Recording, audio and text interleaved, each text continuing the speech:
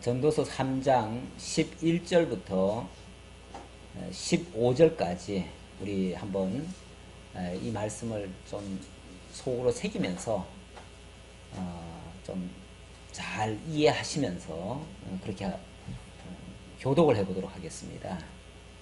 하나님이 모든 것을 지으시되 때를 따라 아름답게 하셨고 또 사람에게는 영원을 사모하는 마음을 주셨느니라. 그러나 하나님이 하시는 일의 시종을 사람으로 측량할 수 없게 하셨도다. 사람들이 사는 동안에 기뻐하며 선을 행하는 것보다 더 나은 것이 없는 줄을 내가 알았고 사람마다 먹고 마시는 것과 수고함으로 낙을 누리는 그것이 하나님의 선물인 줄도 또한 알았도다.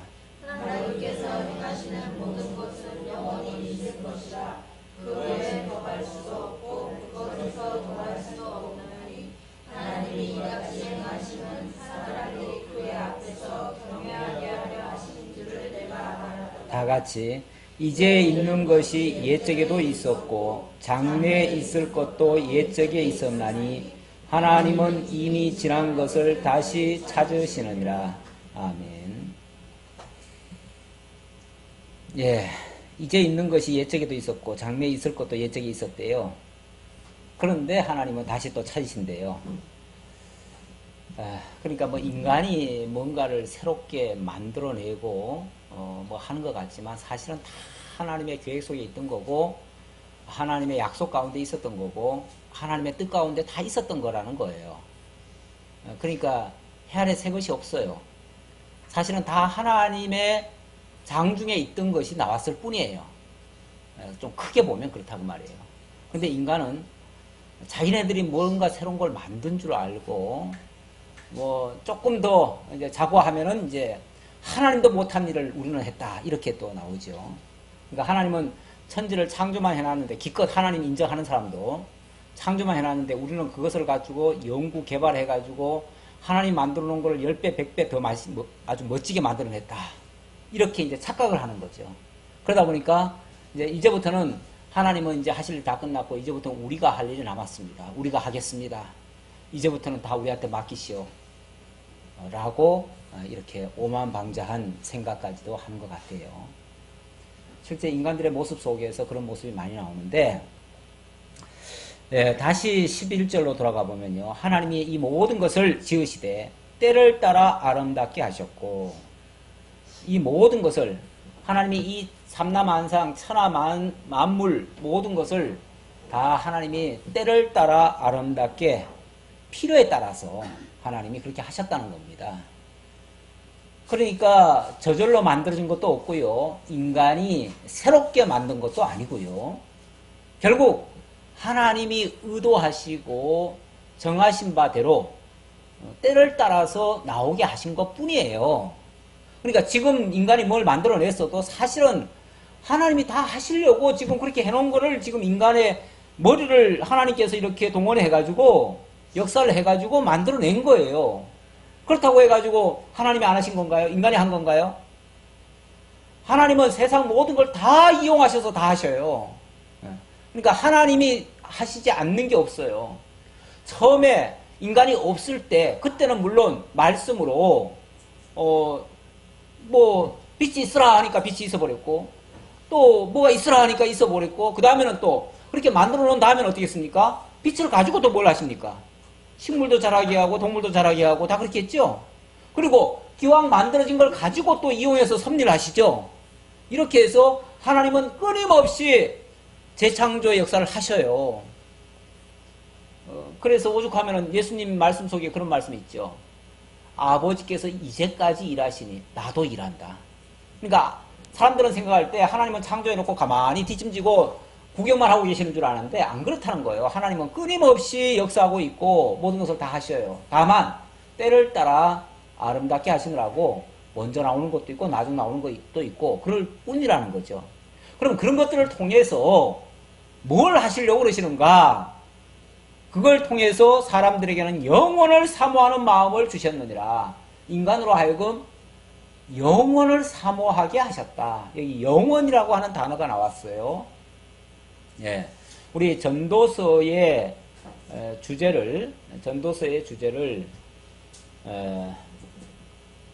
하나님의 여호와 하나님의 영원성을 찬양한다 그렇게 말하고 있습니다. 하나님의 영원성을 찬양하는 내용이 전도서예요. 사실 이 시가서 전체는요, 시가서는 전체가 다 하나님의 속성을 찬양하는 내용입니다. 하나님의 속성을 찬양하는데, 그러니까 역사서는요, 하나님의 역사를 있는 그대로 증거하는 내용들이고요.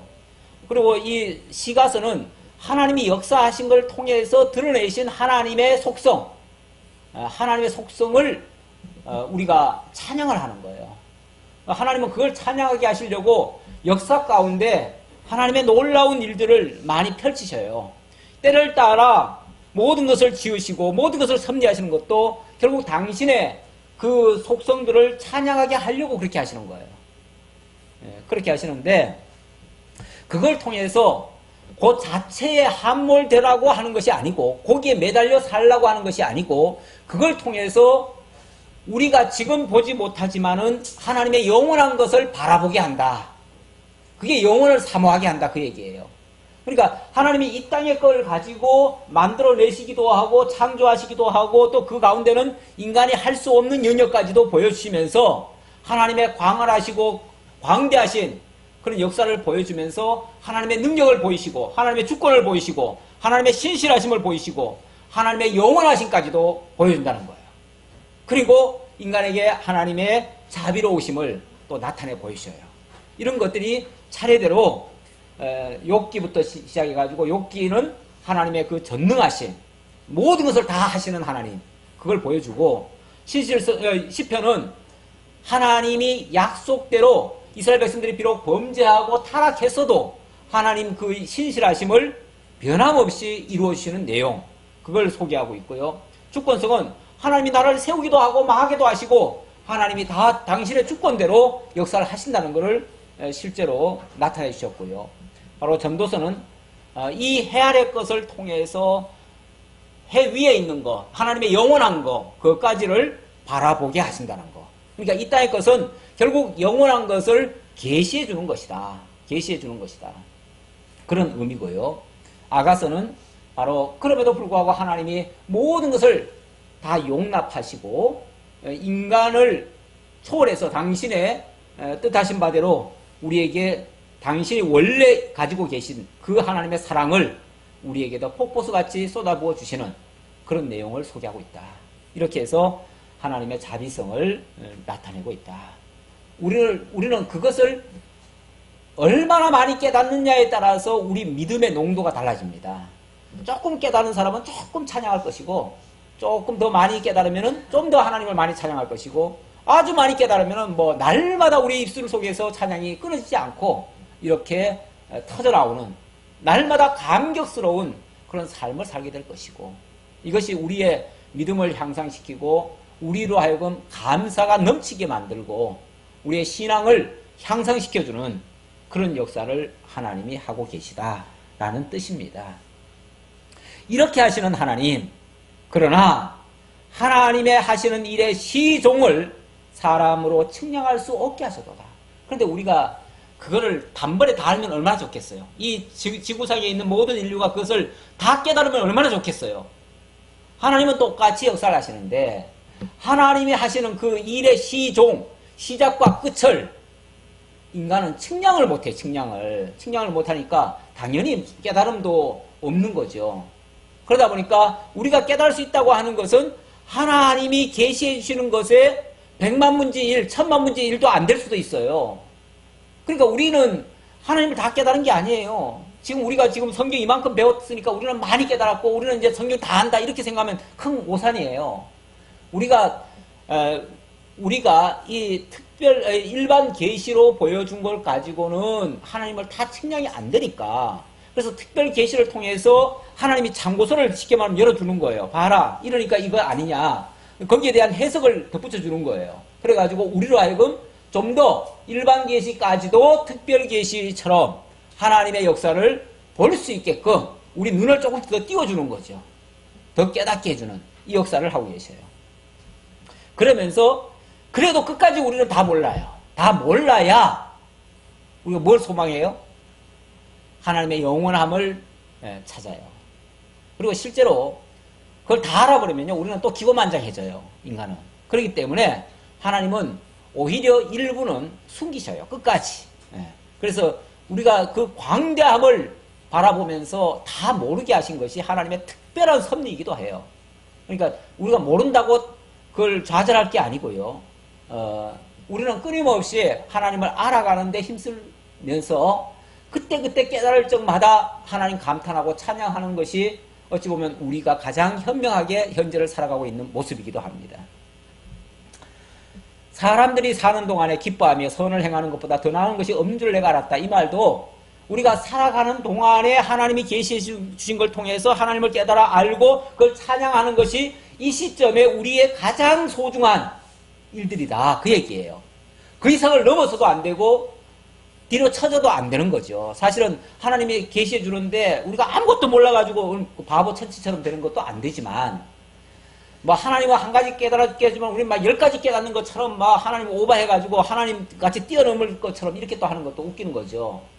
우리가 잘못하면 또 교만해지고, 자칫하면 그렇게 되다 보면 또 이단이 될 수도 있어요. 이단들은 가만히 보면은 날이 넘어버려요. 날이 넘어버려요. 그러니까 나를 잘 세우면은 아주 멋진 칼이 되는데, 그래가지고 정말 필요한 곳에 알맞게 쓸 수 있는데, 날이 넘어버리면은 이건 아무짝에도 못 쓰는 결과가 돼버려요. 이거는 차라리 모자란 만도 못할 수도 있어요.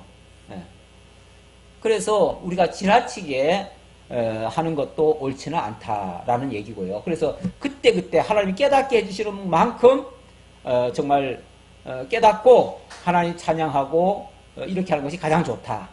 사람마다 먹고 마시는 것과 수고함으로 낙을 누리는 그것이 하나님의 선물인 줄도 또한 알았도다. 그게 가장 현명한 방법이라는 거고요. 14절에는 마치 결론처럼 얘기를 하는데요. 하나님께서 행하시는 모든 것은 영원히 있을 것이라. 하나님이 행하시는 모든 것은 영원하다. 그런데 이 지구상에 사실 영원한 게 있습니까?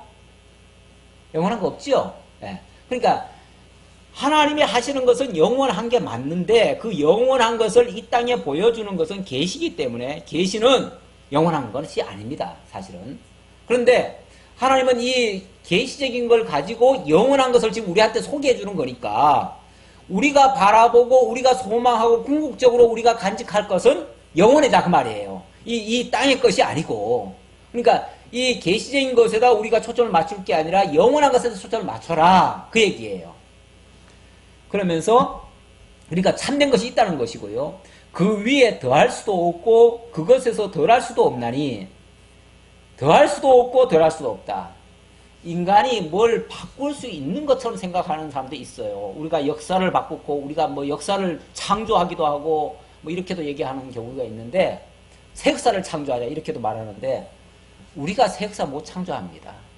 하나님이 하시는 것을 깨닫고 그것을 찬양하고 그 안에서 기뻐하고 만족하고 그리고 하나님의 그 뜻을 바르게 펼쳐가면 그게 우리로서는 최선의 삶이에요. 우리가 역사를 개척하는 게 아니고 하나님이 그렇게 우리를 사용하시는데 우리가 사용되어지면 가장 소중한 삶을 사는 것이다 라는 뜻입니다. 이것이 하나님이 하시는 일에 우리가 인정하고 따르고 그리고 하나님을 경외하는 모습이기도 합니다. 인간은 어쨌든 하나님 앞에 굴복하는 삶으로 가야 됩니다. 인간이 뛰어넘으려고 해서는 안 돼요. 하나님을. 하나님을 경외하는. 그래서 하나님이 이렇게 하신 이유는 뭐냐면은 다시 말하면 하나님이 영원한 것을 영원토록 변치 않게 하면서 이 땅의 것은 어떻게 보면 쇠락되게 하고 무너지게 하고 그러면서도 하나님의 영원한 것을 바라보게 하는 것은요. 하나님만을 경외하라는 거예요. 안 그러면은 자기를 자꾸 의존하게 되고 자기를 신처럼 하나님처럼 높이고 이러니까 그러지 말고 하나님 경외하라는 거예요. 이렇게 하시면 사람들이 그의 앞에서 경외하게 하려 하심인 줄을 내가 알았도다. 하나님 이렇게 하시려고 역사를 하신다라는 얘기고요.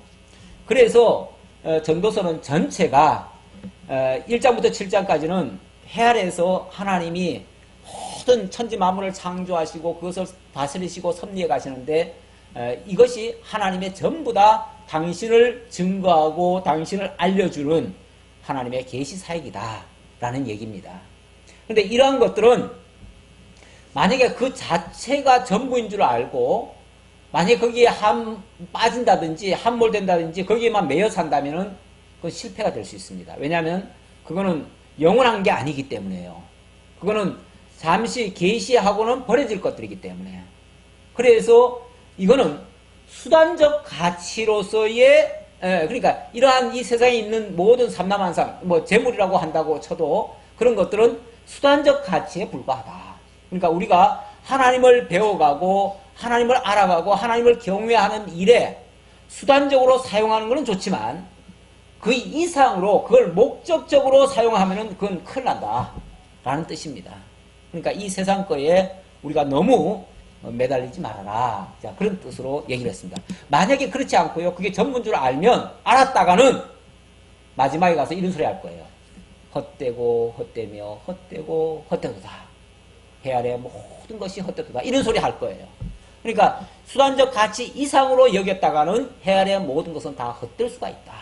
이걸 하나의 어찌 보면 경계 삼아 이렇게 말씀을 했고, 그러면 진짜 이 세상 거는 다 허무하고 다 헛되냐?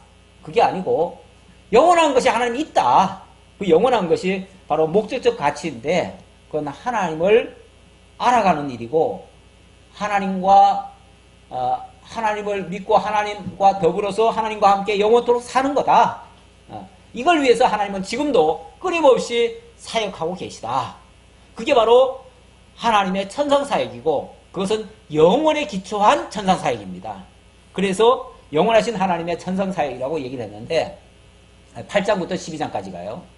그런데 여기에는 주된 내용이 바로 목적적 가치인 신지식에 대해서 얘기를 했고요. 그 다음에 하나님의 심판하시는 하나님, 그리고 영원 자존하시면서 끝까지, 그러니까 시작을 하신 하나님이 끝까지 우리를 책임지시고 우리와 함께 동행하시며 우리에 대해서 모든 것을 다 주관하시는 그분을 우리로 하여금 영원히 사모할 뿐으로, 영원히 또 경외할 뿐으로 우리가 그분에게 초점을 맞추도록 이렇게 하는 내용이 전도서의 내용입니다. 자, 오늘 지금까지의 그 전도서를 간략하게 소개를 해드렸습니다. 오늘 이 시간은 그동안 우리가 전도서를 꽤 했지요. 이게 장은 12장까지밖에 안 되지만 우리가 한 번에 한 장씩을 다 소화를 못했어요. 그래서 그동안 이렇게 뜨문뜨문 하다 보니까, 아니 너무 이렇게 길게 하다 보니까 전체적인 요약이 한번 필요하겠다 싶어서 제가 이 시간을 한번 요약을 한번 해드렸고, 그리고 혹시 제가 이렇게 드문드문 들으신 분들이나 또 이렇게 너무 거리감이 있게 듣다 보니까 이게 종합적으로 정리가 좀 잘 안 된다. 또 아니면은 나는 이 말씀을 듣고 이렇게 나는 참 깨달았다 라고 하는 생각이 있다든지, 또 아니면은 정말 이런 부분에 대해서는 아직까지 좀 이해가 잘 안 된다 라든지 이런 이야기들을 여러분들의 입을 통해서 한번 들어보고 그리고 종합적으로 마무리를 하려고 그렇게 한 번 더 전도서를 되새김질하는 시간을 가지려고 합니다. 원래 이 되새김이라고 하는 거 제가 언젠가도 한번 말씀드렸죠. 제가 몇 번 말씀드린 것 같은데, 이 소나 양은 이 되새김질을 3번 내지 4번을 합니다. 양은 4번을 한다고 그래요. 4번을 하는데 처음부터 완전히 소화하면서 다 받아들이지 못합니다. 처음에 일단 그냥 주워 담아요. 먹이를 주워 담아놓고 그 다음에 시간 날 때 그걸 한번 끄집어내 가지고 잘근잘근 씹으면서 거기서 영양분 되는 것들을 뽑아가지고 정말 영양분이 필요한 곳으로 보내주는 이런 역할을 한번 되새김질 합니다. 그리고 그 속에서도 다시금 또 필요한 것을 또 끄집어내가지고 또 한 번 더 하고, 이렇게 한 4번을 했을 때는요, 하고 나면요, 그 4번 한 다음에는 정말 엑기스 같은 것만 남는 거죠. 그래서 너무너무 소중한, 진짜 모든 것에 양약이 되는 그런 것으로 남습니다. 그게 진짜 백이죠. 그러니까 이 되새김질은 사실은 많이 할수록 좋은 겁니다. 그래서 우리 성경에도 되새김질 하는 동물이 거룩하고 구별됐다고 얘기를 하고요. 그래서 우리도 늘 말씀을 되새김질 하도록, 늘 말씀을 상고한다는 말도 자세히 다시금 또 살펴보라는 말이니까 그것도 결국은 되새김질이에요. 이런 식으로 해야 하나님의 말씀을 정말 액기스로 받아들일 수 있는 그런 내용이 됩니다. 그런 의미에서 오늘 다시 한번 되새김질하는 것이 좋다고 생각이 됩니다. 자, 이 시간부터는 이제 여러분들의 의견도 좀 들어보죠. 우리 고기성 권사님, 뭐 많이 깨달으셨을 거라고 생각이 드는데 말문을 이제 트기 위해서 한번 제가 질문을 해봅니다.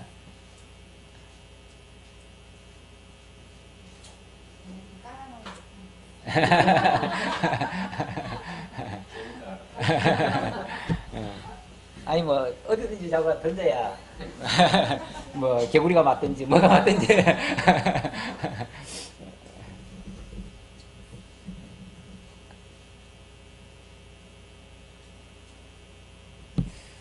우리 송 권사님은 늘 눈을 감고 다 알았다 그러시는데 뭘 그렇게 다 알으셨는지 오늘 어떻게 한번 설명을 좀 해보시죠. 네. 아니 다 알으셨다는 거 아니었어요?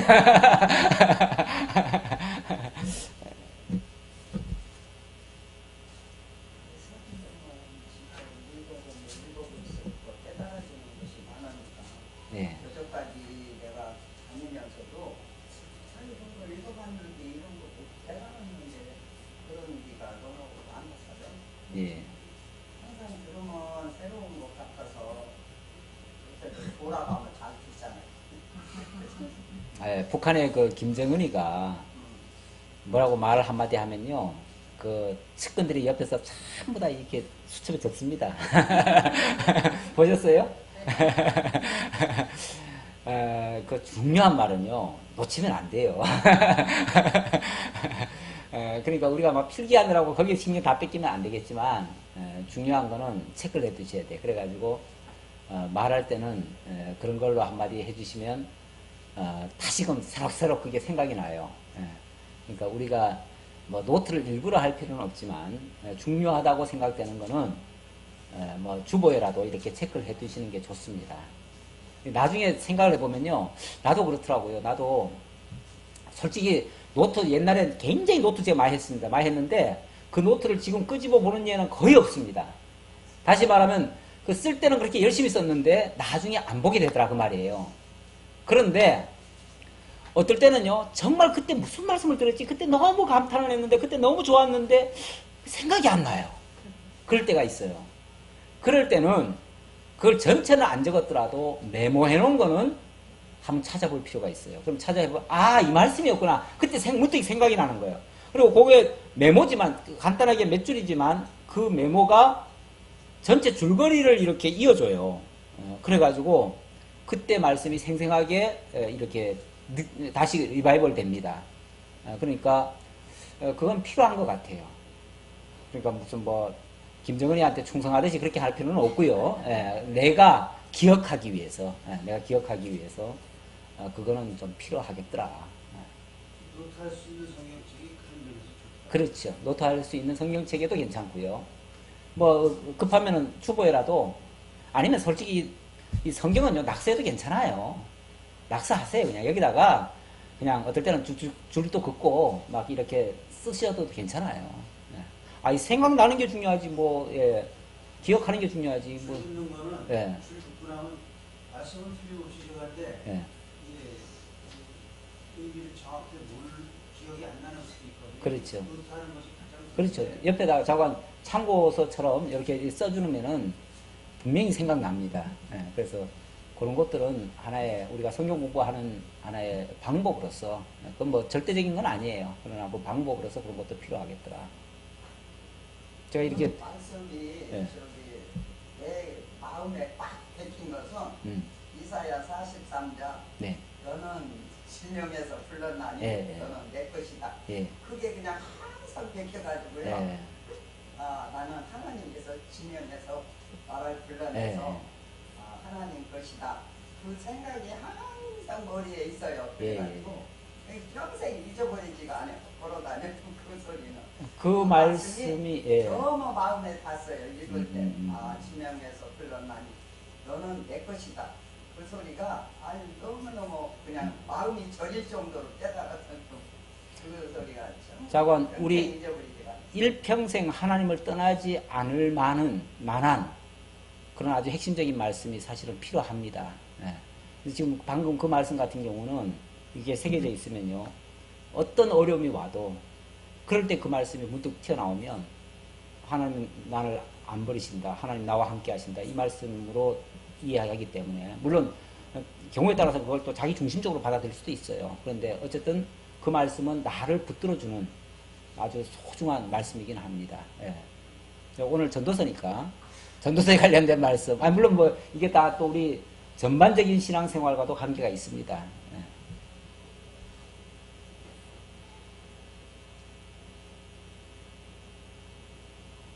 하라면 안 해요. 근데 저 같은 경우는요, 네.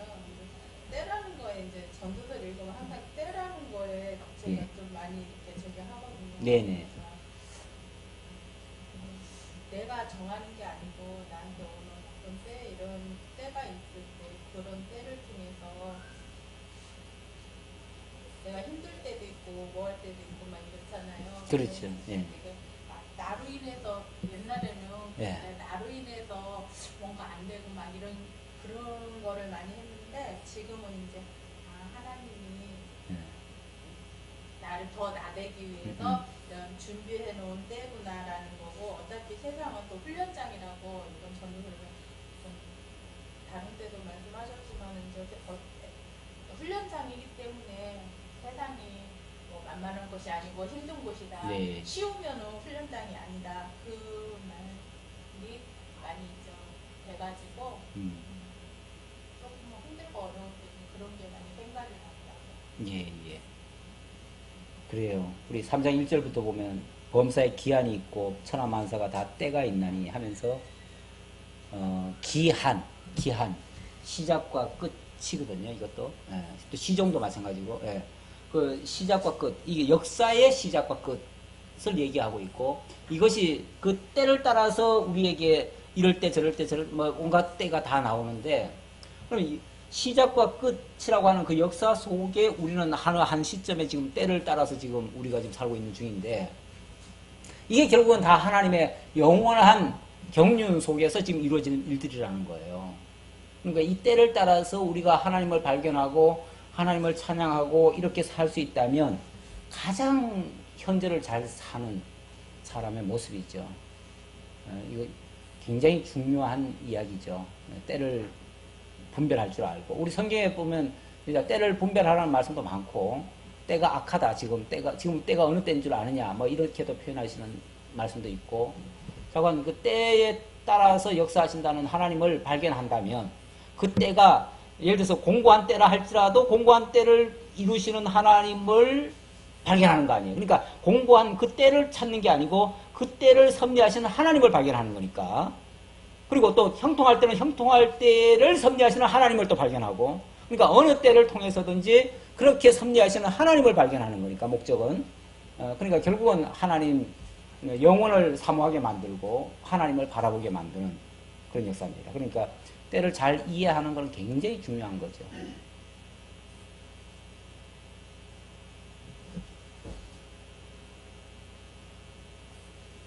이종 목사님의 그 말씀을 이어서 내가 말씀. 네. 성경 보면 이제 그 아까 말했던 시작과 끝은 우리가 다 이제 전도서는 다 알 수가 없어요. 대신 창세기부터 시작해서 시작을 알 수 있잖아요. 그 다음에 계시록을 통해서 끝이 알 수 있고, 그래서 또 이제 전도서는 이제 하나님의 영원성을 찬양하는 중에 그래서 그 전도서 그것만 갖고는 시작 끝은 알 수 없지만은 성경 속에서 시작과 끝을 알고 있고 전도서가 얘기한 마지막은 그러니까 결국은 다 알았으니까 하나님을 경외하고 그 명령을 지키라고 마지막 말씀이거든요.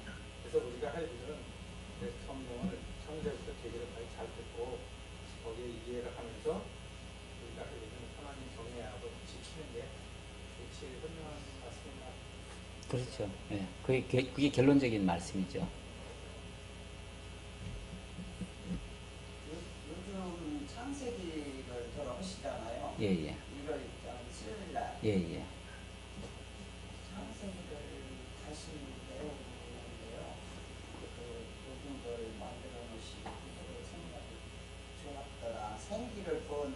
생명이 되어 저기가 됐다고 그러잖아요. 예, 예. 그런데 우리가 하나님의 형상대로 우리를 똑같이 지었다는 게 아니고 그 신명, 그 생각 그런 걸 우리에게 좀 부어 주셔서 내 마음도 하나님이 그런 저기가 닮아서 그렇게 제 마음대로 놓으시는 걸 좋았더라. 그렇지는 그렇게 그냥 그렇게 생각이 들어가더라고요. 그런데 이제 처음 하나님이 지으실 때 분명히 하나님의 형상대로 지었다고 했는데, 뭐 이제 하나의 그 단서가 좀 붙지요. 하나님의 형상대로 지었는데, 선악을 알게 하는 나무의 열매를 먹은 다음에 사실은 그 형상을 잃어버렸어요. 인간이. 내가 쫓겼잖아요. 내가 쫓기고. 그래서 하나님의 형상을 잃어버렸는데, 잃어버린 형상을 정말, 에베소에서 보면 예수 그리스도는 하나님의 형상이라 이렇게 나오죠. 어디서 그랬나요? 에베소인가요? 네. 그러면 예수 그리스도가 온전하신 하나님의 형상으로서 오셔서 결국은 우리 잃어버린 형상을 되찾아주시는 거죠. 그러니까 이 성경이 가만히 보면은 예수 그리스도가 오셔서 우리를 구원해 주신다는 말이 또 다른 측면에서 말하면은 잃어버린 형상을 다시 찾게 해주는, 복원해주는 그 내용이에요. 그래서 하나님을 닮아가고 하나님의 성품을 이제 따르고 하나님이 기뻐하시는 곳으로 우리도 가게 하고 하나님 안에서 하나님이 누리는 자유도 누리게 하고 이렇게 이제 해가는 게 결국 하나님의 형상 회복이에요. 그리고 하나님 좋아하는 걸 우리도 좋아하고, 그러니까 진짜 하나님이 좋아하심이 좋았더라는 말이 하나님 좋아하심이잖아요. 그 좋아하심을 우리도 좋아하게끔 만들고, 그래서 하나님이 원하는 대로 우리도 가면은 우리는 자유함을 누리게 되고, 하나님이 싫어하는 걸 우리가 만약에 따라간다면 그거는 우리 속에서 사실은 고통이 와요. 고통이 와요. 그래서 하나님의 뜻에 반하는 일을 했을 때는 우리가 괴롭고, 하나님 뜻에 부합된 일을 하면은 우리가 즐겁고, 이렇게 우리의 삶을 만들어가지고 우리로 하여금 결국은 하나님이 기뻐하는 삶으로 살게끔 만들어요. 왜냐하면 좋은 걸 하게 돼 있잖아요. 근데 하나님 뜻에 반하는 거는 우리가 괴로우니까 안 하잖아요. 우리로 하여금 하나님 뜻에 반하는 거는 사실은 예수 믿기 전까지 상태, 다시 말하면 하나님의 형상을 잃어버린 상태에서는 마귀가 시키는 대로 하다 보니까 하나님이 싫어하는 걸 좋아하고 하나님이 좋아하는 걸 싫어하는 현상이 나타났는데, 이제 그리스도의 형상을 닮아가면서부터는 이게 반대로 바뀌는 거예요. 그래서 과거에 나빴던 것이, 싫었던 것이 이제는 좋아지고, 하나님 뜻대로 좋아지고, 하나님 뜻에 반하는 것들은 우리도 싫어지고, 이래가지고 결국은 하나님이 기뻐하시는 방향으로 우리를 나아가게 만들어요. 그게 이제 하나님 형상을 회복하는 그러한 섭리의 방법이에요. 창세기를 이런이 가르치시던 것보다 세밀하게 이렇게 가르치시더라고요. 많이 좋아지셨어요, 목사님. 예, 고맙습니다. 제가 조금 잘했습니다. 제가 사실은 창세기를 몇 번 했지요. 몇 번 해가지고 우리 권사님 같은 경우는 뭐 우리 초기부터 같이 계셨으니까 창세기를 몇 번 들은 셈인데, 그러다 보니까 이제 매번 들을 적마다 조금씩 제가 약간씩 좀 더 심화시켜서 이제 가르치는 모습을 보신 것 같아요. 그래서 아마 그렇게 비교적으로 얘기하시는 것 같은데, 사실 그렇습니다. 저도 처음부터 우리 성경 전체적으로 성경을 통전적으로 종합적으로 일관성 있게 내용적 통일성 있게 이렇게 보지를 못했습니다. 처음에는 좀 파편적으로 봤고요, 부분적으로 봤고, 그러다 보니까 어떤 한 측면만이 굉장히 중요한 줄 알고 그것만을 강조하고 이런 적이 있었어요. 그런데 저도 이제 한 번 하고 두 번 하고 세 번 하고 이렇게 하다 보니까 성경 전체를 이제 보는 시야가 좀 더 넓어진 거죠. 그러니까 전체 속에서 부분을 보니까 이 부분이 이렇게 이런 의미가 있다는 것이 더 이제 드러난 거죠. 그러다 보니까 아무래도 전에 부분적으로 설명할 때보다는 아마 이 전체적으로 보면서 보는 시각이 조금 더 넓을 거예요. 그래서 이제 듣는 분의 입장에서는 좀 더 세밀하다, 좀 더 정확하다 이렇게 표현이 될 수도 있고요. 예. 아니 권사님 제가 인정합니다. 그래서 제가 내가 흉본 게 아니에요. 권사님 좋은다고 흉본 게 아니고 권사님의 그 대단한 그 기억력. 우리 권사님 기도하실 때 보면요, 들은 말씀 다 나옵니다. 그래서 우리 권사님의 말씀 듣는 능력은 사실은 우리 하나님께서 특별하게 주신 것 같아요.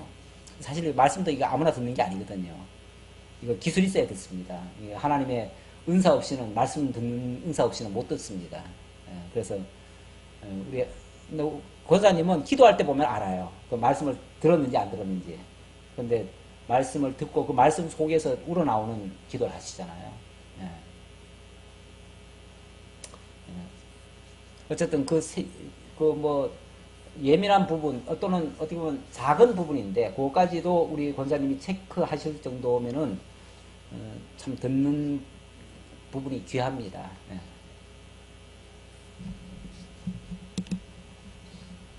예.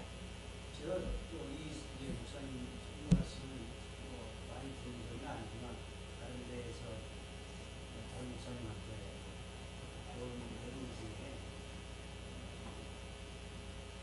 이분들이 믿는 하나님의 백성들만 이제 영이 있고 믿지 않는 사람들 일반인한테는 이제 영이 없다고 그러는데 그 차이를 조금 말씀해 주셨습니다. 영은 다 있죠.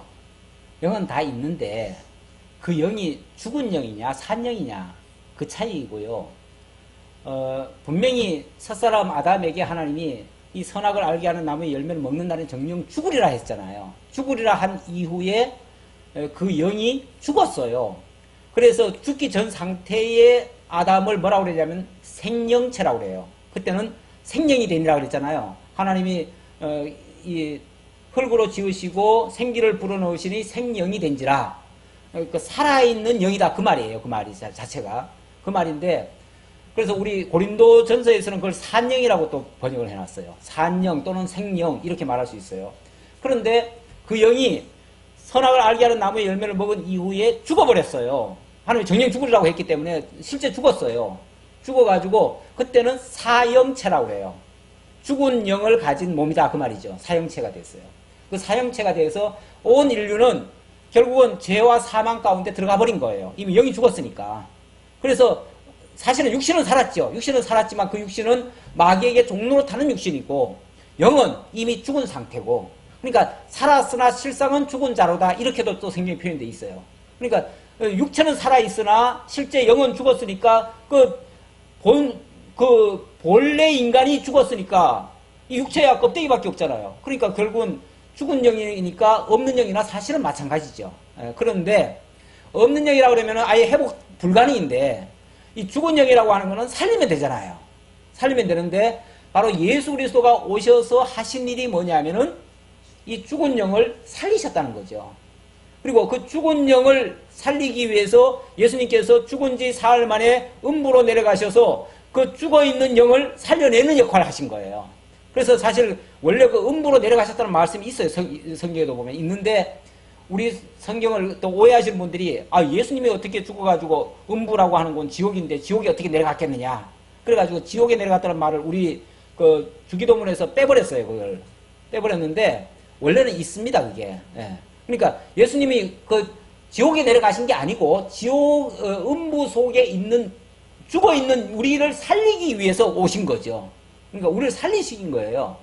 그래가지고 죽었던 영을 살려놨어요. 살려놨는데, 자, 이제 살려놓았을 때가 제일 문제예요. 왜 문제냐면, 죽었던 영을 살려놨으니까 영은 살았는데, 육은 어디 있죠?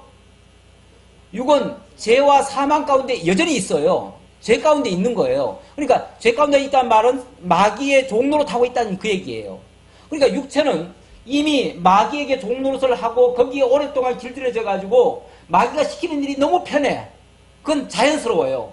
그래서 자유롭게 느껴요. 그 자유로운 행동이 실제로는 영을 거스르는 행동이 나와요. 그러다 보니까 이 중생한 영이, 육체는 여전히 죄 아래 있다 보니까 너무 공고한 거예요. 너무 괴로운 거예요.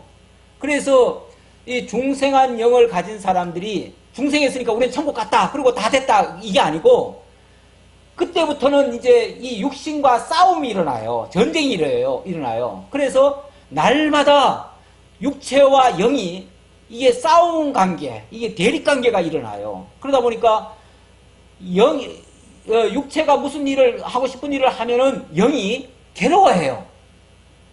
그래서 사도 바울이 그런 말을 합니다. 오호라 나는 공고한 사람이로다. 이 사망의 몸에서 누가 나를 건져내랴. 이 몸이 사망의 몸이라는 거예요. 죄에 끌려다니는 몸이라는 거예요. 그래서 날마다 죄를 짓고 싶어하고 그냥 죄가 너무 자연스러워. 그러니까 이 영의 입장에서는 괴로운 거죠, 그게. 그래가지고 빨리 이 육신을 좀 없앴으면 좋겠다. 이 육신을 벗어버렸으면 좋겠다. 이 생각까지 하는 거죠. 그래서 사도 바울이 나중에는 정말 나를 위해서는 하나님께서 육체를 떠나서 빨리 하나님께로 가는 게 좋겠다. 이런 말까지도 하죠. 그러나 내가 살아있으면 너희를 위해서 좋겠다. 그러니까 살아있어도 좋고 죽어도 좋고 그래서 결국은 그렇게까지 얘기를 하는데 그게 바로 중생인의 모습입니다. 그게 오늘 예수 믿고 난 다음에 오늘 우리의 모습입니다. 우리의 모습이 그래서 어떻게 보면은 육신적으로는 여전히 죄 짓고 싶어 해요. 예, 그래서 죄 짓는 것이 뭐 그렇게 어렵지도 않아요. 너무 쉬워. 그래서 또 여기다가 만약에 우리의 신학 사상까지 조금 잘못되면요. 다시 한번 구원파로 나가요. 왜냐면 예수 믿고 난 다음에 우리는 이제 구원 얻었다. 이제 뭐 더 이상 할 거 없다. 뭐 육신이야 뭐 좀 죄 짓는다고 뭐 지옥 가겠어? 그래가지고 아무렇게나 그냥 무의식 중에 막 저질러 버려요. 그리고 죄의식도 안 느껴. 예. 이러면은 이제 완전 구원파 되는 거예요. 그런데 사도 바울의 그 말을 빌려서 얘기를 하자면 이 땅에 사는 동안은요. 우리가 끊임없이 투쟁을 해야 돼요. 그리고 이 육체의 정욕을 십자가에 매일같이 못 박아야 돼요. 사실 갈라디아서 이제 6장으로 넘어가면 우리의 십자가에 못 박았느니라 이렇게 나오죠. 우리가 이제 십자가에 못 박는 역사가 일어나야 돼요. 그게 뭐냐면 죄와 더불어 싸우는 거예요. 죄와 더불어 우리는 끝까지 싸우는 거예요. 이게 다 된 게 아니에요. 우리 예수 믿으면 다 된 게 아니에요. 천국 가는 게 목적이라면 다 된 거죠. 끝난 거죠. 그런데 천국 가는 게 목적이 아니고 우리를 하여금 예수 닮게 하시고 하나님의 나라에 합당한 자로서 세워지기를 바라는 거죠. 하나님은. 그러려면 끊임없이 우리로 하여금 성화 과정이라는 것도 사실은 필요한 거죠. 그게 왜 전혀 무가치한 게 아니에요. 그래서 우리의 영이 그러니까 중생했다고 하면요. 중생했다고 하면 죽었던 영이 다시 살아나는 거니까 마치 어린 아기가 다시 태어나는 것과 같아요. 영적으로 말하면 그렇다는 거죠. 영적으로 말하면 마치 갓난 아기가 다시 태어난 거나 마찬가지예요. 그런데 이 갓난 아기는요, 아직까지 분별을 잘 못해요. 쉽게 말하면 영 분별도 잘 못하고, 영은 살아난 건 맞는데, 그러나 분별도 잘 못하고, 그러다 보니까 죄에 자꾸 끌려다녀요. 육체에 끌려다녀요. 마치, 그 이스마엘과 이삭이, 이스마엘이 크고, 육체의 사람 이스마엘이 크고, 영의 사람 이삭은 작잖아요. 어리잖아요. 어린 사람이 이 큰 사람에게 희롱을 당하잖아요. 희롱을 당하는 것처럼, 이 육체의 영이 자꾸만 지배를 당해요. 지배를 당하는데 이 영이 하나님의 말씀, 진리로 자꾸만 무장을 하고 점점점 배워가고 점점 자라가게 되어지면 그때는 이 육체를 제어를 할 수가 있어요. 제어를 하면 그때는 이 중생한 영이 이 타락한 육체를 쉽게 말하면은 육체 정욕을, 육체를 이기는 게 아니라 육체 정욕을 제어를 하는 거죠. 제어. 이거 완전히 없앨 수는 없어요. 사실은. 완전히 없애는 건 언제 없애느냐면 이건 죽어야 없어요. 이거 허물을 벗어야 돼요. 그러니까 그때까지는 제어를 하는 거예요. 제어. 통제를 한다고 말이죠. 그래서 함부로 날뛰지 못하게끔 이렇게 제어를 하는 거죠. 이게 이제 장성한 사람이라고 그래요. 그렇게 장성하지 못한 사람을 뭐라고 그러냐면 어린아이 같은 신앙이라 이렇게 얘기를 해요. 뭐 나이가 많아도 어린아이 같은 신앙은 있을 수 있어요. 그래서 아직 신앙적으로 경륜이 부족하거나 아니면 하나님의 말씀 진리로 채워지지 않으면 여전히 어린아이 같은, 그래서 육체에게 맨날 지고 사는, 오늘도 뭐 빨리 집에 가자 그러니까 다들 가시잖아. 조금 얘는 다르겠지만 그렇게 자꾸 육체에게 지는 생활을 한다고 말이죠. 영이 이기는 생활을 하는 게 아니고 육체가 이기는 생활을 하면은 아직 어리다는 증표예요. 그게 증표고, 이 육체를 제어하면서 영이 원하는 방향, 하나님의 뜻을 쫓는 방향으로 간다면 그게 조금이라도 더 성숙한 사람의 모습이죠. 그래서 믿음이 있다, 성숙하다 하는 말은 바로 그렇게 영이 육체를 제어할 수 있는 사람, 이런 사람이 바로 여기까지가 쉽게 말하면 여기까지가 우리 중생체라고 그래요. 중생인이라고 그래요. 중생인. 바로 오늘 우리 예수 믿고 난 다음에 변화된 사람을 두고 하는 말이고, 그 다음에 이 사람이 여기서 끝나는 게 아니고 이제 완전히 영화롭게 되어집니다. 영화롭게 되어지는 것은 뭐냐면은 이 육체, 죄와 사망 가운데 있던 여전히 죄의 컨트롤이 가능한 그 육체를 완전히 이제 벗어버리는 거예요. 완전히 벗어버리면 그때는 다시는 육체가 영을 괴롭히거나 영을 무너뜨리거나 영을 자관 제어하는 이런 반대적인 일은 안 일어나요. 안 일어나니까 그때는 온전히 하나님이 기뻐하시는 방법 100%를 같이 기뻐하고 하나님이 자유로우신 그 자유함에 100% 같이 자유하고 이 온전한 천국 생활이 일어나요. 그걸 영화인이 이루어내는 거예요. 그 생활이 바로 천국 생활이고 우리가 이제 이 다음에 이 육체를 벗으면 그 단계로 갈 거예요. 그래서 우리를 영화롭게 한다라고 말을 하죠. 죽어야만 영원하게 되는 예, 영화는 죽어야 이루어집니다. 이 땅에서는 최고의 단계가 이제 성화라고 하는 단계고, 성화인데 뭐 일반 또 이게 원래 이 성화를 주장하는 교단은 원래 우리 장로교는 크게 주장을 안 하고요. 장로교는 뭐 예수 믿으면 천국은 다른 당사이다 이렇게 해버리죠. 그러니까 그건 성화라는 개념은 별로 안 하고 성화는 주로 이제 그 성결교가 많이 합니다. 예, 성결교가 많이 주장하는데, 근데 성결교가 말하는 그 성화는 이 땅에서 아주 거룩하고 의롭고 선하고 그래서 뭐 완벽하게 그걸 할 수 있다고 얘기하는 사람들이에요. 죄도 안 짓고 절대 그렇게 된다는 거 그러는 건데 사실 이거는 현실적으로 가능하지 않습니다. 그러면 영을 이제 하나님이 예, 주셨지만은 예. 실질적으로 내가 예, 중생하지 않으면은 예. 영에 이르지 못한 거 아니에요? 그렇죠. 그러니까 중생하지 않은 사람은요, 영의 말을 들리지도 않고 믿어지지도 않고 예수 믿지도 않죠. 결국은 믿지도 않고 교회 나오더라도 안 믿는 사람도 있어요. 예. 그냥 교회는 뭐 교회 다니면 좋겠다 이래가지고 그냥 다니는 사람도 많고. 조금 다르지만 예. 진리의 말씀은 조금 다르지만 자기 스스로 자기가 믿는다고 생각을 하지만 객관적으로 다른 목사님 모시거나 그랬을 때 네. 아직 어린아이 정도밖에 안 됐는데 그렇게 믿는 사람도 안 있습니다. 그렇죠. 그런 사람도 있죠.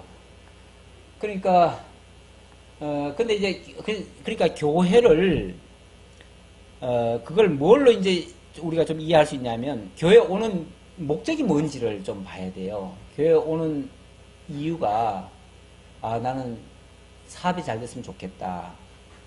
또 아니면 교회 와서 뭐 건강해졌으면 좋겠다. 이제 이게 이제 본래 목적이 돼버리면 물론 부분적으로는 그럴 수도 있어요.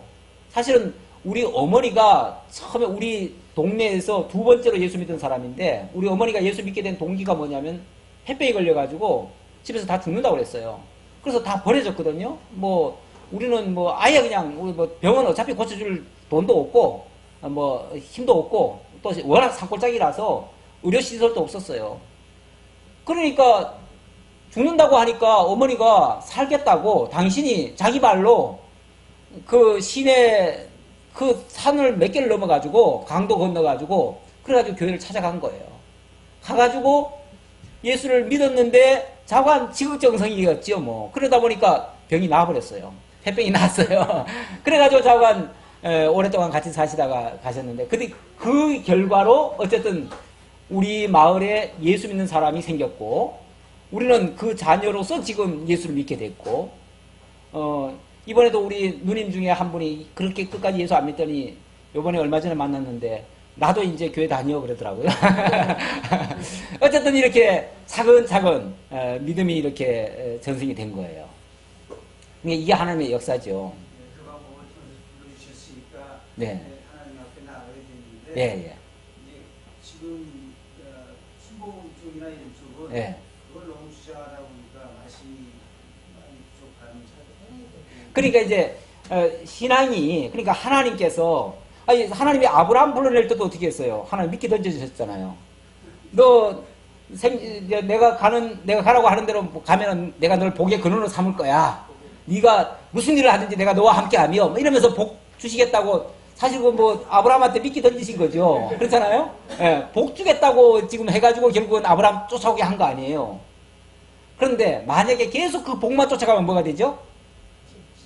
그걸 이제 기복신앙이라고 그래요. 그 복이 전부인 줄 알아.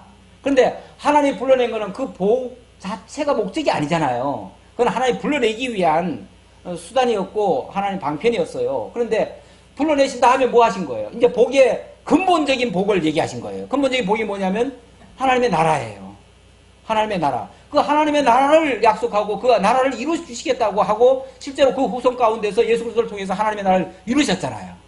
그럼 그게 진짜거든요. 그러면은 예수 믿기 위해서 하나님이 주신 그 미끼를 붙들고 일단 뭐 건강이든 자고 뭐든지 자고 들어왔으면 그 다음에는 하나님이 본래 주시고자 했던 그 본질 있잖아요. 그걸 찾아야죠. 그리고 그게 결국은 예수 안에서 하나님의 나라에 참여하고 영원한 생명을 취하는 거 아니에요. 결국 거기까지 도달해야 진짜 믿음으로 이게 이전이 되는 건데 하나님이 이제 복 쫓아와가지고 그 복에만 계속 머물러주고 이게 전부라고 생각하면 거기서 끝나는 거죠. 그래서 수많은 사람들이 사실은 예수님이 그 5,000명에게 떡 먹였을 때 그 5,000명이 달려와가지고 마지막에 가보니까 다 떨어져 버렸잖아요. 그러니까 왜 이 사람들 왜 어디 갔습니까? 이들 다 어디 갔습니까? 그랬더니 예수님 말씀이 그들은 떡을 먹고 그들이 내게 온 것은 떡을 먹고 배부른 까닭에 왔다. 그럼 배불렀으니까 간 거 아니냐 그 말이죠. 그러니까 떡을 위해서 왔다면 떡에서 끝난다 그 말이죠. 근데 그것이 목적이 되면 안 된다. 우리 전도서가 제일 강조한 게 그거 아닙니까? 수단적 가치와 목적적 가치. 이게 지금 다르다는 거 아닙니까? 수단적 가치로 하나님이 재물을 주셨는데, 물질을 주셨는데, 거기에 함몰되면 나중에 가면 헛되다 그 말 아니에요. 그런데 목적적 가치인 신지식을 찾으면 뭐가 되죠? 이건 영원하다는 거 아니에요. 영원하다는 거. 그러니까 비록 우리가 미끼를 따라서 왔지만은 본질을 찾아야죠. 그리고 영원한 목적을 찾아야죠. 그쪽을 향해 가야죠. 그러니까 인간적인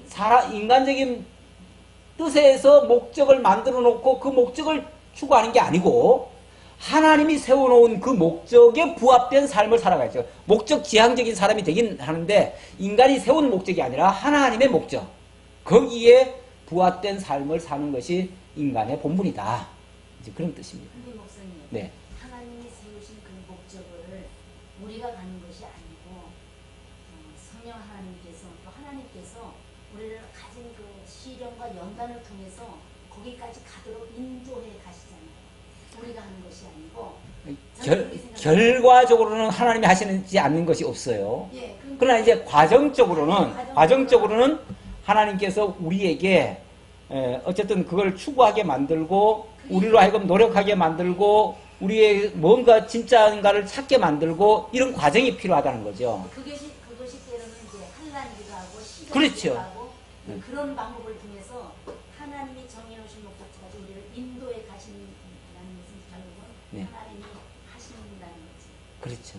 그리고 제가 지금 전도서를 읽을 때 이게 지금 솔로몬이 하나님께 지혜를 받은 지혜왕이지 않습니까? 네. 그 사람이 이 전도서고 잠언서를 이렇게 가가서까지 시설을 이렇게 기록을 했는데 보면 여기 보면 그 8장 예. 17절에 보면 하나님의 모든 행사를 살펴보니 해아래서 하시는 일은 사람의 눈이 깨달을 수 없더라. 예. 사람이 아무리 애써 공부하지 눈이 깨닫지 못하나니 비록 지혜자이므로 할지라도 눈이 깨닫지 못하리라. 예. 맞습니다. 그러니까 하나님이 하시는 일을 우리는 모르기 때문에 결국은 성령 하나님이 우리의 이제 예수 그리스도를 통해서 성령 하나님이 내게 오셔서 성령께서 끊임없이 우리를 인도해 가시고 또 하나님의 뜻을 바라보게 하시고 전부 그분이 하시는데 그런데 순종하고 나가면 그 뜻대로 순종하고 나가면 조금 빨리 이제 성장이 될 수 있고 그것을 순종하지 않고 내 의지 내 정말 따라서 막 그렇게 하게 되면 좀 신앙생활이 좀 늦어지지 않을까 성장하는 것이. 근데 권사님 방금 지금 네, 그런데 예. 전부 하시는 것이 하나님이 하신다 했기 때문에 예. 결국은 하나님이 당신의 뜻을 하신다 해가시는 거지. 저는 그렇기 때문에 예. 제가 이제 신앙에 보면 성령 하나님께서 우리를 인도해 가시고 하나님의 뜻대로 우리를 세워 가시기 위해서 우리를 인도해 가신다면 그걸 알 수 있는 방법은 기도가 아닌가. 그 말씀, 진리의 말씀을 듣고 그렇게 되기 위해서 간구하고 또 하나님 앞에 매달리고 그래야만 빨리 성장하고 하나님 뜻대로 갈 수 있지 않는가 이런 생각을 이 전도서 그 잠언서를 읽으면서 왜냐면 그대로 살 수가 없기 때문에 그런 생각을 많이 했습니다. 그러니까 결국은 그 하나님의 뜻을 따라서 살기 위해서는 기도가 있어요. 하나님 앞에 예가 있는 게 있어요. 그렇게 되기를 원하는 것도 있어야 되고 그렇게 해야 되지 않을까 그런 생각을 했습니다. 예, 예. 일단 기본적으로 하나님이 다 하신다는 게 맞고요. 근데 이제 하나님이 하시는데 하나님이 그냥 인간 다 제껴놓고 하나님 인간 너희들 가만히 있어라 내가 그냥 알아서 다 구원할게 이게 아니고 하나님이 우리에게 듣게 하고 보게 하고 믿게 하고 자기가 따르게 하고 순종하게 하고 이래 가지고 결국은 하게 하시는 거거든요. 그러다 보니까 그 과정 속에 우리에게는 순종이라고 하는 게 들어가고 또 방금 권사님 말씀하신 것처럼 기도라고 하는 것도 들어가고 왜냐면 그 하나님 뜻을 찾기 위해서 기도해요. 기도도 그냥 기도가 목적이 아니에요. 기도도 하나님의 뜻을 찾는 수단이에요. 수단. 예. 그러니까 그뿐만 아니라 공부, 성경 공부도 결국 그거예요. 똑같은 기도라는 것도 결국 하나님 뜻을 찾는 거고 성경 공부도 하나님 뜻 찾는 거예요. 뜻 찾는 게 이렇게 성경을 보면서 찾는 게 있고 또 기도라고 하는 건 어떻게 보면 묵상 같은 거잖아요. 그렇죠? 묵상을 통해서 찾는 것도 있고 그러니까 일단은 먼저 하나님의 말씀이 내 속에 들어오고 묵상이라고 하는 거는 엄밀하게 말하면은 들어온 거를 다시 되새김질 해가지고 끄집어내가지고 다시 한번 되씹는 거예요. 그러니까 이거는 되새김질과 같은 거예요. 그러니까 기도가 아니 기도를 앞세워버리면 무슨 현상이 또 발생하냐면 말씀은 없는데 뭘 되씹어요. 그러니까 엉뚱한 걸로 자꾸 기도할 수도 있어. 그런 것이었으면 기도 안 돼요. 아니 근데 사실은 기도를 제일 많이 하는 데가 어디냐면 불교예요. 아세요? 예. 기도는 불교 가면요. 예. 기도를 엄청 많이 하고요. 거기는 무슨 뭐 대법회 기도 같은 그런 아주 무슨 대회 같은 것도 있어요. 그러니까 거기는 백일 기도 이런 것들이 다 거기서 나온 말이에요. 천일 기도, 백일 기도 뭐 무슨 기도 이런 것들이 다 거기서 나온 말이에요. 불교에서. 우리 기독교에는 천일 기도, 백일 기도 없어요. 그렇잖아요. 예, 없어요. 그러니까 그러니까 이제 진리가 없는 상태에서 하는 기도는 사실은 그건 중언부언하는 것이 될 수 있어요. 그래서 가장 먼저 할 게 있고 나중 할 게 있는데 내가 봤을 때는 이 하나님의 말씀이 먼저고요. 그 하나님의 말씀을 묵상하는 차원에서의 기도가 중요하고 그러려면은 말씀을 끄집어내가지고 그 말씀을 상고하면서 기도하는 거죠. 내 소원을 비는 게 아니고 내 소원을 비는 거는 사실은 불교식 기도예요. 불교식은 이게 뭐 목적이 없잖아요. 대상도 없어요. 사실은 불교식은 대상도 없기 때문에 그저 자기 소원을 비는 거예요. 저 캄보디아 이런 데 가보세요. 동전 던져놓고 뭐예요? 이렇게 빌잖아요. 비는데 내 자식 뭐 잘되게 해주고 뭐 취직 잘되게 해주고 이러잖아요. 그냥 누구한테 비는지는 몰라. 지금 뭐 대상이 없어요. 부처라고 하지만요. 부처는 원래 대상 없는 겁니다. 부처는 한 인물을 얘기하는 게 아니에요. 석가모니가 부처가 됐다는 거지 석가모니 자체가 부처가 아니에요. 그 부처라는 말은 엄밀하게 말하면 도를 깨우친 사람이란 얘기예요. 예. 그러니까 불교에서 뭐라고 그러냐면요. 나도 다 부처 될 수 있다는 거예요. 그렇죠? 그래서 성불하십시오. 그들의 인사가 뭐예요? 성불하십시오 그러잖아요. 성불이 뭐예요? 부처 되라고 말이에요. 당신도 부처 될 수 있고 누구든지 다 부처 될 수 있다 그 말이에요. 그러니까 부처는 엄밀하게 말하면 신이 아니에요. 누구나 깨우치면 될 수 있는 자리가 부처예요. 그러니까 오늘 우리 기독교의 기도는 그게 아니잖아요. 기독교의 기도는 하나님이라고 하는 대상이 있고 그 하나님이 약속하신 게 있잖아요. 그 당신이 주고자 하는 게 뭐예요? 하나님의 나라와 그의 의라고 그랬잖아요. 그럼 예수님이 제자들 그러잖아요. 우리는 뭘 기도할까요? 세상 사람들은 저런 거 자꾸 기도하는데 우리는 뭘 기도할까요? 그러니까 예수님 기껏 하시는 말씀이 무엇을 먹을까도 기도하지 말고 무엇을 마실까도 기도하지 말고 무엇을 입을까도 기도하지 말고 너희는 오직 그의 나라와 그의 의만 구하라 이렇게 얘기하시잖아요. 그러면 이 모든 것은 다 너희에게 더하시리라. 그러고 보면은 우리가 기도할 게 별로 없어요. 우리 이제 좀 말씀 깨닫고 나면은 제일 단점이 뭐냐면 기도가 안 나와. 왜냐면은 웬만한 건 하나님이 다 알아서 하신다니까. 우리가 할 게 별로 없잖아요. 우리는 구할 것도 별로 없어. 왜냐면 하나님 나라 당신이 다 세우신다 그러고 하나님의 의도 당신이 그냥 의롭게 하신다고 하니까 우리는 뭐 그렇게 해주세요. 그냥 그렇게만 할 게 돼 있어요. 그러니까 기도가 앞서면 안 되고요. 하나님의 말씀을 우리가 이제 상고하고 되새김질 하는 기도는 좋아요. 그러니까 그런 차원에서 기도를 지금 말씀하셨다면 제가 찬동이고요. 예, 그냥 그거 빼고 기도를 앞세우면은 저는 약간 반대고. 기도도 예. 그게 잘 안 되는 거예요. 아, 그럼요. 기도 안 돼요. 기도도 은사예요. 하나님 예. 말씀 없고 예. 진리를 깨닫지 못하고 말씀을 가지고 예수 알지 못하면 기도 안 나와요. 그런데 그냥 비는 거는 누구든지 할 수 있어요. 그냥 비는 거는 뭐 아무나 할 수 있어요. 근데 그게 불교식 또는 이교도식 기도는 다 그런 기도예요. 예. 그렇죠. 그러니까 이 하나님의 원하시는 그 기도는요, 하나님의 뜻을 이루는 기도예요. 하나님의 뜻을 이루는 기도니까 그거는 우리에게 소원을 두고 기도하게 하시죠. 왜냐면 그걸 하나님이 이루시려니까 우리 보고 막 구하게 만드시는 거죠. 구하게 만들어가지고 당신이 이루어내시는 거예요. 그런 기도를 얘기하는 그렇죠.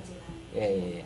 근데 그거는 바로 말씀에 기초를 해야 된다라는 게 선언됩니다. 우리가 이제 속고 있는 게 한 가지가 있어요.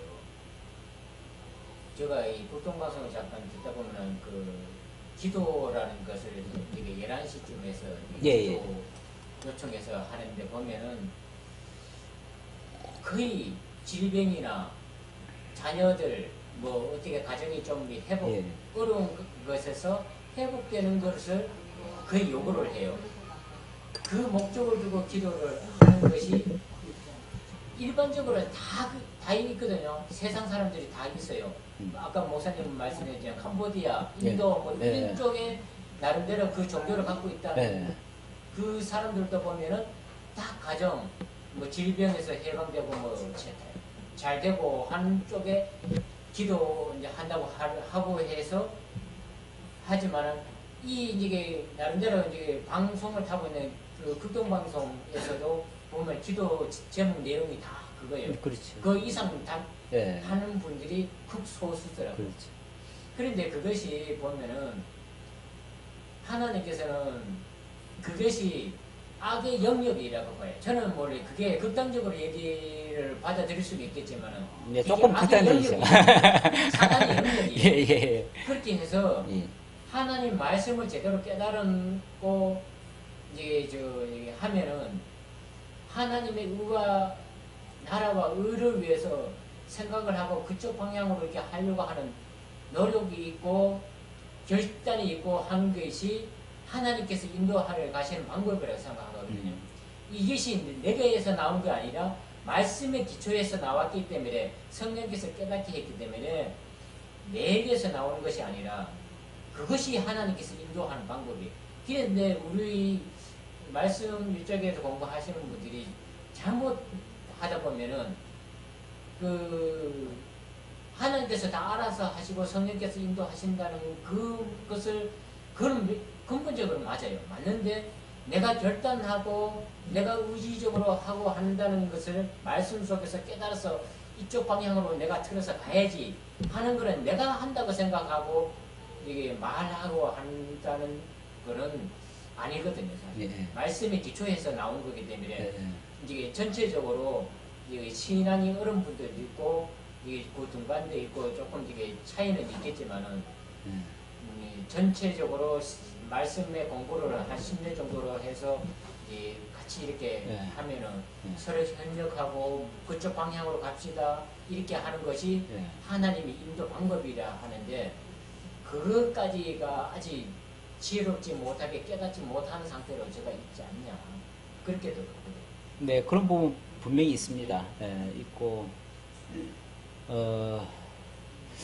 저는 저도 그 방송을 가끔 듣지요. 듣는데 그걸 들으면서 야, 이렇게만 맨날 방송이 이런 기도를 해줘야 되나 싶어요. 근데 진짜 하나님의 나라와 하나님의 의를 위한 기도는 또 뭘까라는 생각도 좀 문득 해봤지요.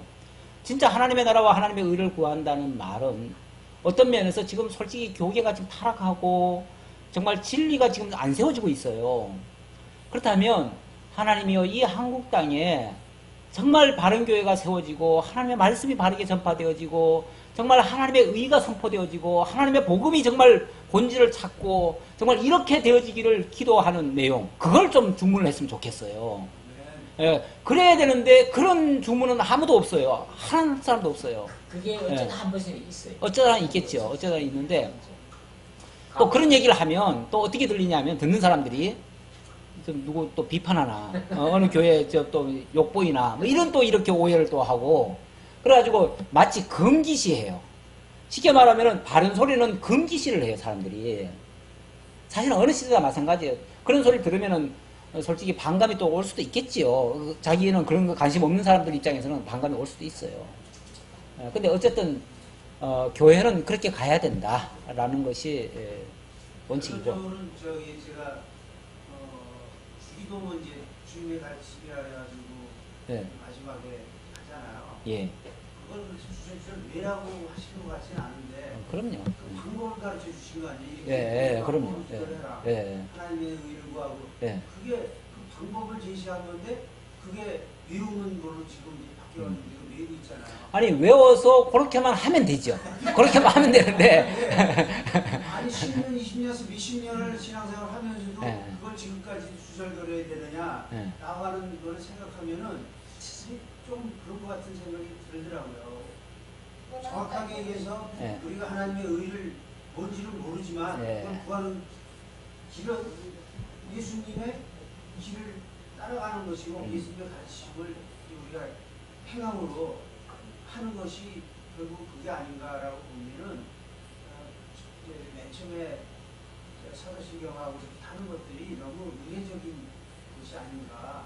그 이제 우리도 결국은 하고 있는데 우리는 이제 그런 문제 의식을 좀 느끼니까 가끔씩은 거기에 그것의 참 의미가 이거다라는 거를 이제 가끔은 설명을 하죠. 제가 하기는 하는데 그렇게 해서 조금이라도 이제 그걸 하면서 그냥 문득 하다가 그 의미가 한번 드러나주면은 생각이 한번 더 기억이 나지요. 기억이 나가지고 이거 그냥 외울 게 아니구나. 여기 이런 중요한 의미가 있었네.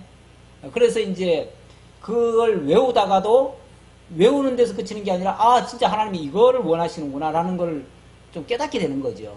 그러니까 우리는 교육적인 차원에서 그거를 이제 한다고 우리 생각하고 있고 그렇지 않은 사람들은 그거를 그냥 하나의 의식용으로 사용하기도 하죠. 그런 방향으로 가고 예. 있다는 거를 예. 제가 이제 느꼈기 때문에 그렇죠. 용감하게 예. 되는데 만약에 다른 교회 가서 제가 한 얘기를 하면요 예. 뭐 화살을 받아도 수천 발을 받아도 예. 좋습니다. 근데 옛날에 진짜 주기도문 이거를 의미를 모를 때는 이거 왜 해야 돼? 그냥 외워야 되는 거 당연히 그냥 외워야 되는구나 그런 생각을 했는데 이게 의미를 알고 나니까 기도하면서도 그걸 한 번 더 새김질을 하게 돼요. 그러면서 그걸 구하게 되고 하나님 이런 뜻이 있었지라는 게 항상 그게 오거든요. 속으로 한 번씩 더 생각하게 되는 그 계기는 있어요. 사실 우리는 이제 주기도문에 대한 설명을 제가 물론 뭐 마태복음, 누가복음 여기서 내가 한 것 같은데 몇 번 했죠.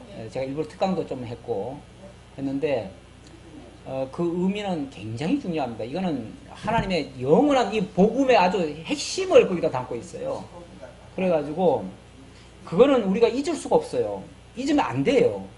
그래서 그런 의미에서 우리가 기억하자고 우리는 외우는 거죠. 예. 예. 우리는 그런 의미를 이제 가지고 지금 외우는 거고, 그러니까 그냥 외우는 거와는 좀 차원이 달라요. 모습은 비슷해도. 그래도 이제, 그래서, 어쨌든 자관, 뭐든지 다 그렇습니다. 의미가 상실된 채 하는 것들은 하나의 의식밖에 안 되고, 의미를 살리면은 굉장히 다 소중한 것들입니다. 그러니까 우리는 의미 살리기 운동을 해야 되는 거죠. 뭐든지. 그래서 의식도 사실은 필요한 거예요. 의식이 무조건 다 불필요한 게 아니에요. 제가 좀 이전에 이제 섬기던 교회가 목사님이 해마다 이제 기도 모임을 해가지고 하는데 실질적으로 왜 주기도문 얘기가 생겨났으면 주기도문을 마치고 하고 이제 각각 개인 기도 시간 들어가잖아요. 그 기도 시간에 기도하는 내용을 다 자기 얘기예요. 그렇죠.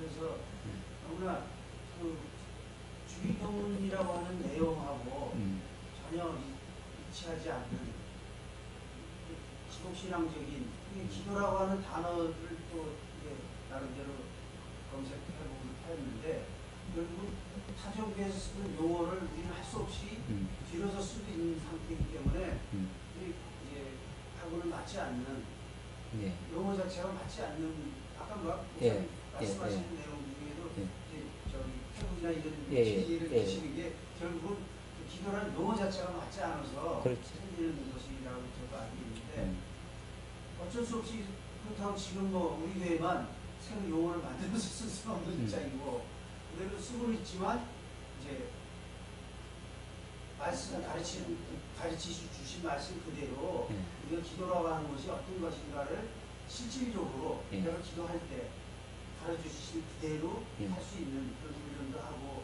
하는 것이 꼭 필요하다는 생각합니다. 예. 뭐 작은 효리라고도 이게 할 수 있겠지만 저기 그 남녀 전도의 그 회의 끝나고 저도 이제 그거에 그러한 부분에서 조금 획기적으로 바꿨으면 좋겠다는 생각이 있어서 이 남전도회가 회의를 딱 끝나고 주기도문으로 무조건 어쨌건 다 했어요. 그걸 의미는 알죠. 의미는 알지만 일부러 누구 지사님 기도해 주시고 끝내겠습니다 해서 일부러 기도를 시키고 그렇게 시키는 것이 사실은 그 회의한 내용들을 앞으로 어떻게 해서 좋은 결과로 이어지게 해 주십시오 기도하고 끝내는 게 나는 저 개인적으로는 더 바람직하다고 저는 생각해서 그렇게 이제 한 지금까지 실제 그렇게도 많이 합니다. 예. 그래서 이제 그냥 외우고 하는 것보다는 그런 게 더 낫지 않냐 이런 생각. 네, 맞습니다. 예. 우리 어떻게 김원석 권사님이 권사님 되신 이후로는 말씀이 많이 줄었었네요.